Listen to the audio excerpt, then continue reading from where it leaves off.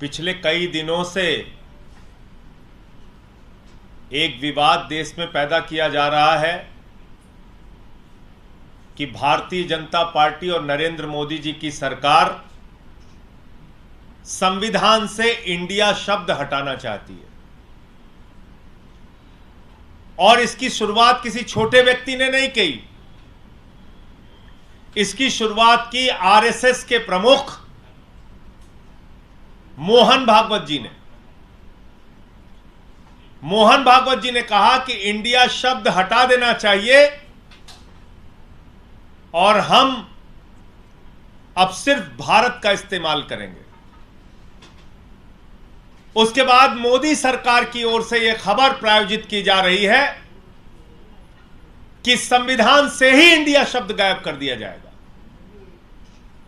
मैं नरेंद्र मोदी जी को, आरएसएस के लोगों को, भारतीय जनता पार्टी के लोगों को यह कहना चाहता हूं, बाबा साहब डॉक्टर भीमराव अंबेडकर से इतनी नफरत क्यों करते हो?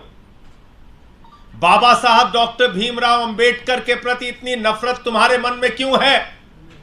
एक कुंठा है आरएसएस में, एक कुंठा है बीजेपी में कि उनसे जुड़ा हुआ कोई व्यक्ति इस देश के लिए कोई किताब नहीं लिख पाया, कोई मार्गदर्शन नहीं दे पाया, हमेशा नफरत फैलाने का काम किया। लेकिन वंचित समाज से उठकर बाबा साहब डॉक्टर भीमराव अंबेडकर ने देश का संविधान लिख दिया। इस बात की कुंठा आरएसएस के मन में है, बीजेपी के मन में है, और यह कुंठा उनको सताती रहती है। वो परेशान रहते हैं इस बात से कि कैसे बाबा साहब को अपमानित किया जाए, कैसे उनके सम्मान को कम किया जाए, कैसे उनके द्वारा लिखे गए संविधान को बदला जाए। और अब तो उन्होंने हद कर दी। पहला, संविधान की पहली धारा पढ़िए, आर्टिकल 1 कॉन्स्टिट्यूशन ऑफ इंडिया। बाबा साहब डॉक्टर भीमराव अंबेडकर के द्वारा लिखे गए संविधान की पहली धारा पढ़िए। इसमें लिखा हुआ है, India that is Bharat shall be union of states. यह लिखा हुआ है, यह लिखा हुआ है।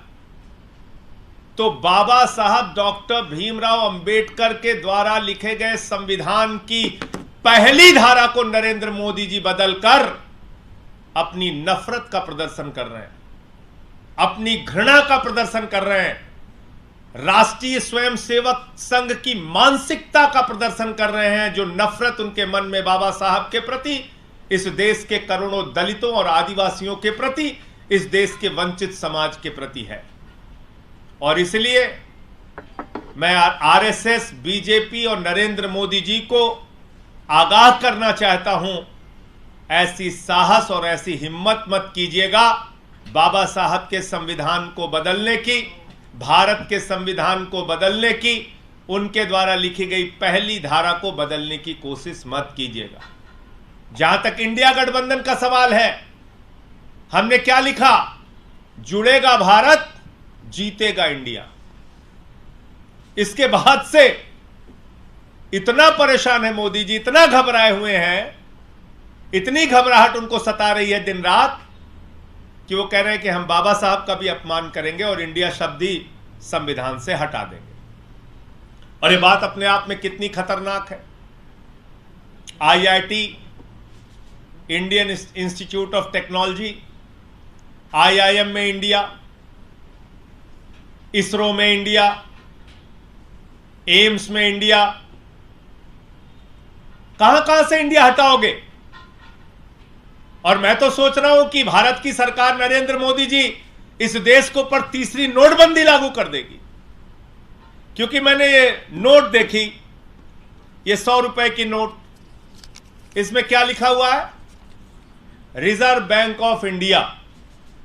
इसमें लिखा हुआ है रिजर्व बैंक ऑफ इंडिया। अब इसमें अगर लिख दिया जाएगा रिजर्व बैंक ऑफ भारत, तो नोट तो चलेगी नहीं। तो पूरे देश में नोटबंदी लागू करने जा रहे हैं Modi ji. Reserve bank of India के नीचे क्या लिखा हुआ है? रिजर्व बैंक ऑफ इंडिया के नीचे लिखा हुआ है गारंटीड बाय सेंट्रल गवर्नमेंट भी लिखा हुआ है और रिजर्व बैंक ऑफ इंडिया भी लिखा हुआ है। मोदी जी, क्या आप इस देश में तीसरी नोटबंदी लागू करना चाह रहे हैं? जो लोग अपने घरों में पैसा लेके, जिनके पास पैसा है 100 की, 500 की, 200 की नोट है, वो लाइन में फिर खड़े होंगे पूरा देश, क्योंकि आप इस नोट से भी इंडिया हटा देंगे। पहले कहेंगे सब लोग नोट जमा करो। ये कैसी मानसिकता है आपकी? क्या करना चाहते हैं? आपसे कुछ होता तो है नहीं। 2 करोड़ रोजगार देना है नौजवानों को, नहीं होता आपसे।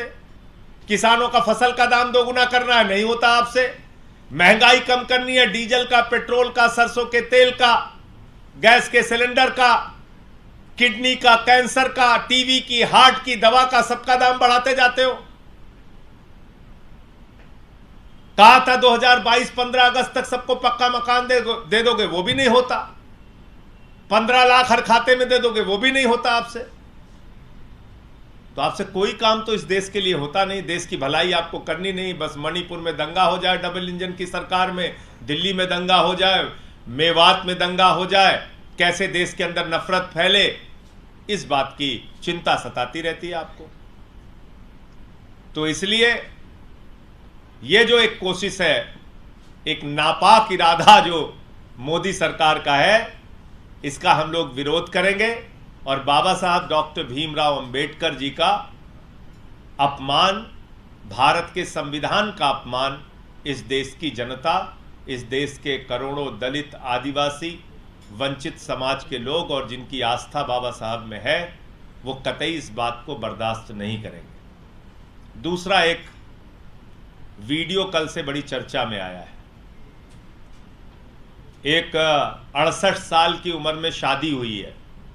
मुझे इसमें आपत्ति नहीं, 88 साल की उम्र में भी शादी हो, कोई दिक्कत नहीं, उनका व्यक्तिगत मामला है। 90 साल की उम्र में भी तीसरी नहीं चौथी शादी हो, हमारी शुभकामनाएं हैं, कोई उसमें दिक्कत नहीं है। लेकिन वो व्यक्ति कौन है और उसका रिश्ता भारत की सरकार से क्या है, यह बहुत महत्वपूर्ण बात है। देश के वरिष्ठ वकील, अधिवक्ता हरीश साल्वे जी की एक तस्वीर कल से सोशल मीडिया पर वायरल हो गई। हरीश साल्वे जी कौन है? नरेंद्र मोदी जी के सबसे चहेते वकील। महाराष्ट्र का मामला हो, हरीश साल्वे। देश में कभी भी भारतीय जनता पार्टी की मोदी सरकार को बचाना हो, हरीश साल्वे। और तो और भारत के पूर्व राष्ट्रपति रामनाथ कोविंद जी के साथ हाई लेवल कमेटी बन रही है, और वो हाई लेवल कमेटी जो बन रही है उसमें उनको यह तय करना है कि लोकतंत्र को मजबूत करने के लिए 1 नेशन 1 इलेक्शन पे अपनी रिपोर्ट देना है। जो व्यक्ति देश के पूर्व राष्ट्रपति रामनाथ कोविंद जी के साथ बैठेगा, जो व्यक्ति अमित शाह जी के साथ बैठेगा, वो व्यक्ति कल एक वीडियो में देखा गया अपने शादी में देश के भगोड़े के साथ, हजारों करोड़ रुपए हिंदुस्तान का लूटने वाले व्यक्ति के साथ, ललित मोदी के साथ उसका वीडियो वायरल हो रहा है। और दूसरा, एक और व्यक्ति जिसके खिलाफ ईडी की कार्रवाई चली है, मोइन कुरैशी, उसके साथ भी उसकी फोटो, तस्वीर और वीडियो दिख रही है। मोदी जी, आपको तो ललित मोदी मिलता नहीं, आपको ललित मोदी नहीं मिलता। आपकी तेज तर्रार ईडी, उसको ललित मोदी नहीं मिलता। आपके सीबीआई को, आपकी जांच एजेंसियों को ललित मोदी नहीं मिल रहा है। लेकिन उसकी तस्वीर कभी सुष्मिता सेन के साथ आती है, कभी आपके सबसे चहेते और प्रिय वकील हरीश साल्वे के साथ आती है। यह मसला क्या है, यह माजरा क्या है, इसके पीछे की कहानी क्या है? क्या आपने संरक्षण दे रखा है? क्या आपके कहने पर हरीश साल्वे ललित मोदी को बचाने के लिए काम कर रहा है?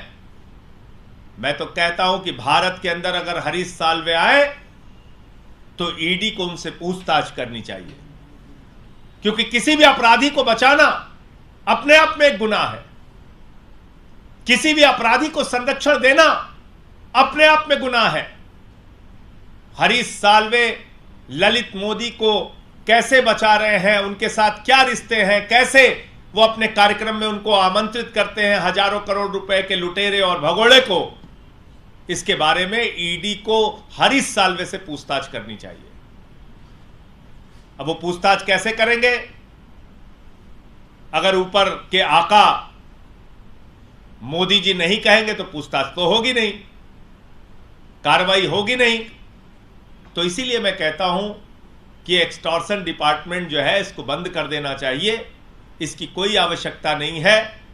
यह सिर्फ विधायकों की तोड़फोड़ के लिए एक संस्था बची हुई है और इसके अतिरिक्त ईडी का कोई मकसद नहीं है। इनकी जांच एजेंसियों का, मोदी जी की जांच एजेंसियों का कोई मतलब और मकसद नहीं बचा हुआ है।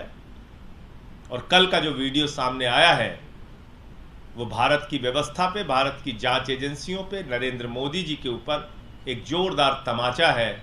और मैं तो ये कह रहा हूं कि अपने चक्कर में, अपने राजनीतिक एजेंडा की पूर्ति के लिए कम से कम भारत के पूर्व राष्ट्रपति रामनाथ कोविंद जी को अपमानित मत करो। मोदी जी, उनको जब सम्मान देना था, प्रभु श्री राम के मंदिर का शिलान्यास हो रहा था, तो जो एक घृणित मानसिकता है बीजेपी और आरएसएस के मन में, वहां पे भागवत जी जाते हैं, वहां पे योगी आदित्यनाथ जाते हैं, योगी आदित्यनाथ के साथ उत्तर प्रदेश की राज्यपाल जाती हैं, लेकिन भारत के प्रधानमंत्री जाते हैं तो भारत के तत्कालीन राष्ट्रपति, क्योंकि वो दलित समाज से आते हैं, रामनाथ कोविंद जी, उनको नहीं बुलाया गया अयोध्या के प्रभु श्री राम मंदिर के शिलान्यास में। लेकिन जब उनको बदनाम करना है, उनको फंसाना है, उनको एक विवादित विषय में लाना है, तो आप रामनाथ कोविंद जी को वन नेशन वन इलेक्शन की कमेटी में डाल रहे हैं। और तर्क भी इतने हास्यास्पद देते हैं, मजाकिया, कि उस पर भी हंसी आती है। कहते पैसा बचेगा, पैसा बचेगा। अरे भाई, पैसा कैसे बचेगा जरा मुझे बताओ। पूरे देश का चुनाव एक साथ कराओगे तो क्या विधानसभा के चुनाव के लिए ईवीएम की मशीन का प्रचार का इस्तेमाल नहीं करोगे? क्या लोकसभा के चुनाव के लिए ईवीएम की मशीन का प्रचार का इस्तेमाल नहीं करोगे? पूरे देश का चुनाव एक साथ भी कराओगे तब भी तो पैसे का खर्च होगा। दूसरी बात, आप क्या करना चाहते हैं? अगर मान लीजिए लोकसभा 5 साल के लिए बनी, लेकिन 2 साल के अंदर सरकार गिर गई, तो वन नेशन वन इलेक्शन का सपना चकनाचूर हो जाएगा। अगर राज्य की विधानसभा का चुनाव 5 साल के लिए हुआ और 2 साल 3 साल में फिर सरकार गिर गई, तो फिर वन नेशन वन इलेक्शन का फॉर्मूला बेकार हो जाएगा। और वन नेशन वन इलेक्शन के पीछे जो एक बड़ा खतरा है, जिसकी ओर इशारा किया आदरणीय केजरीवाल जी ने कल, कि भाई अगर 5 साल में ही एक बार चुनाव होगा तो अभी तो कम से कम राज्यों के चुनाव रहते हैं तो कुछ डर रहता है। जैसे मान लीजिए अभी 3 राज्यों के चुनाव थे, 5 राज्यों के, तेलंगाना के, मिजोरम के, छत्तीसगढ़ के, मध्य प्रदेश के, राजस्थान के, तो मोदी जी ने कहा कि 5 राज्यों के चुनाव है, 200 रुपए सिलेंडर कम कर दो। थोड़ा कहीं और किसी राज्य का चुनाव होता है, कभी पेट्रोल का दाम कम कर देते हैं, कभी डीजल का दाम कम कर देते हैं, दिखाने के लिए ही सही। अब 5 साल में एक बार जब चुनाव होगा, तो कल केजरीवाल जी ने जो बात कही वो बिल्कुल सच है, और इसको जरा गंभीरता से सोच के देखिएगा। अगर 5,000 रुपए का सिलेंडर कर देते हैं तो सरकार तो आप 5 साल हटा नहीं सकते। 5 साल तक सरकार रहेगी, आपके हाथ में तो कुछ है नहीं। आप आंदोलन भी करेंगे, कुछ नहीं होने वाला। अगर 1,500 रुपए का टमाटर बिका, आप आंदोलन करते रहिए, मौका तो आपको 5 साल के बाद आएगा। अभी तो अडानी को आकाश से लेकर पाताल तक सब कुछ देते जा रहे हैं। पूरा देश मान लीजिए अपने दोस्त के ऊपर, अडानी के ऊपर मोदी जी ने लुटा दिया, तो आप कुछ कर तो सकते नहीं। तो इसलिए ये एक नकली बहस, एक डर, एक भय जो मोदी सरकार में है, उसके कारण से वन नेशन वन इलेक्शन की बात की जा रही। और पैसे वैसे की बात, किसको आप मूर्ख बना रहे हैं? 3,000 करोड़ रुपए भारत का चुनाव कराने में चुनाव आयोग का खर्च होता है। अब अकेले जो मोदी जी का दोस्त है नीरव मोदी, वो 20,000 करोड़ रुपया लेके भाग गया। जितने पैसे में पूरे भारत का चुनाव 7 बार हो सकता है, उतना पैसा अकेले मोदी जी का दोस्त लेके भाग गया, कह रहे पैसा बचेगा। तो मुझे लगता है कि ये तमाम विषय हैं और कहीं ना कहीं जो ये इंडिया शब्द से घबराए हुए हैं और इंडिया का नाम संविधान से हटाना चाहते हैं, तो बाबा साहब का अपमान तो ये देश कतई बर्दाश्त नहीं करेगा। हमारी chief spokesperson Priyanka Kakkar ji भी आपसे कुछ बात करेंगे, उसके बाद आपके जो सवाल हो आप पूछ सकते हैं।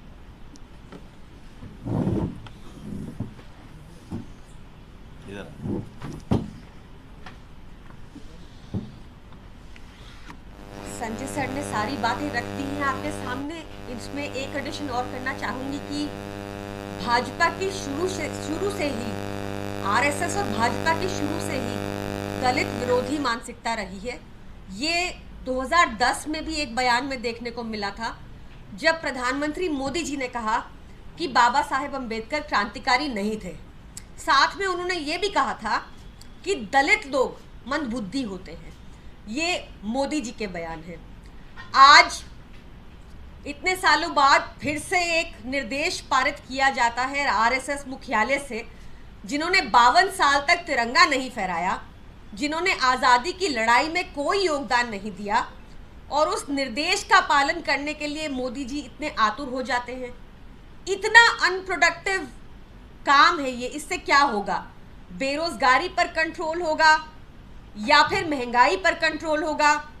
इससे क्या होगा? इससे सिर्फ क्या आपकी मंशा ये है फिर से लोगों को तंग करना, क्योंकि आप इंडिया गठबंधन से, इंडिया नाम से इतना घबरा गए हैं कि आप फिर से तैयार हैं कि लोगों को लाइन में खड़ा कर देंगे अपना पासपोर्ट बदलवाने के लिए, अपना वोटर आईडी बदलवाने के लिए, अब नोट बदलवाने के लिए?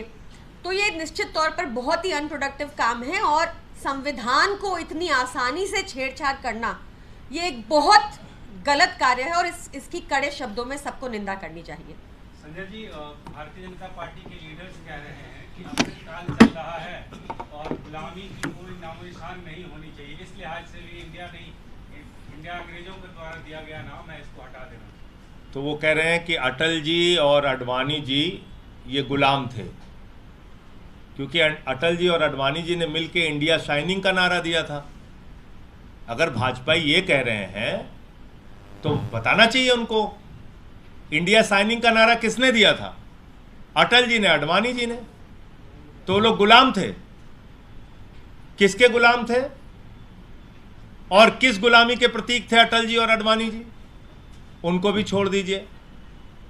मोदी जी ने मेक इन इंडिया का नारा दिया, स्टार्टअप इंडिया का नारा दिया, डिजिटल इंडिया का नारा दिया।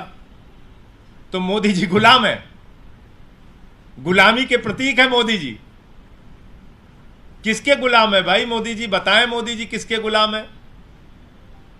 किस गुलामी के प्रतीक है नरेंद्र मोदी? इसको बताइए। अब आ जाइए बाबा साहब डॉक्टर भीमराव अंबेडकर के आर्टिकल 1 जो कॉन्स्टिट्यूशन में उन्होंने लिखा, India that is Bharat shall be union of states. तो क्या बाबा साहब डॉक्टर भीमराव अंबेडकर गुलामी के प्रतीक थे? यह मानसिकता है बीजेपी की, यह सोचते हैं आरएसएस वाले। इसलिए मैं कह रहा हूं, बाबा साहब के सम्मान के साथ खिलवाड़ मत करो, देश के संविधान के साथ छेड़छाड़ मत करो। और जहां तक इंडिया गठबंधन का सवाल है, हमने तो बाबा साहब के द्वारा आर्टिकल 1 में दिए गए दोनों शब्दों को लिखा, जुड़ेगा भारत जीतेगा इंडिया। हमने लिखा है, देख लीजिए आप। हमारी टैगलाइन क्या है? जुड़ेगा भारत जीतेगा इंडिया। हमने तो बाबा साहब के दोनों शब्दों को लिया। मतलब ये कह रहे हैं कि इसरो जो है वो गुलामी का प्रतीक है, क्योंकि उसमें इंडिया लिखा हुआ है।